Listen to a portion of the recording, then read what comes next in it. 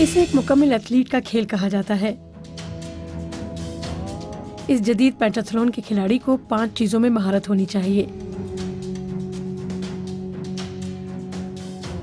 तैराकी, दौड़, घुड़सवारी, शूटिंग और शमशीरजनी।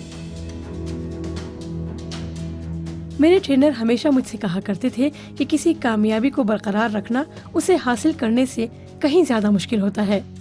आपको वहां ठहरने के लिए 3 गुना ज्यादा मेहनत करनी पड़ती है।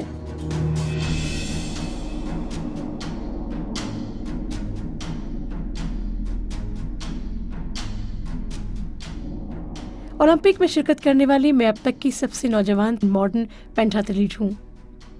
मैंने 3 खेलों में शिरकत की, जिनमें एथेंस, बीजिंग और लंदन शामिल हैं। एथेंस के वक्त मैं सिर्फ 14 साल की थी। मैं इतनी नर्वस थी कि ठीक से खेल भी नहीं पाई और मजमूई तौर पर 28वें नंबर पर रही। उसके बाद मैंने फैसला किया कि अब मैं दोबारा ऐसा नहीं होने दूंगी।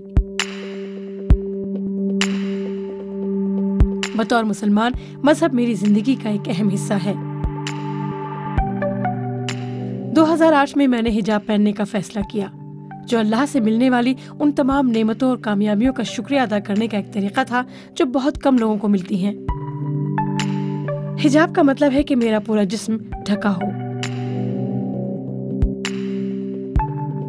बदकिस्मती से मेरे हिजाब पहनने के 2 साल बाद ही इंटरनेशनल स्विमिंग फेडरेशन ने पूरे जिस्म को ढांपने वाले स्विमिंग सूट पर पाबंदी लगाने का फैसला किया।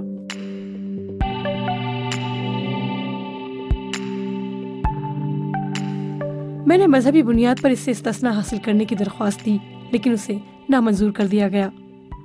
मुकाबले के लिए मैंने पहली मर्तबा पूरा जिस्म ढांपने वाला स्विम सूट नहीं पहना। मेरे जहन में मुतज़ाद ख्याल आ रहे थे।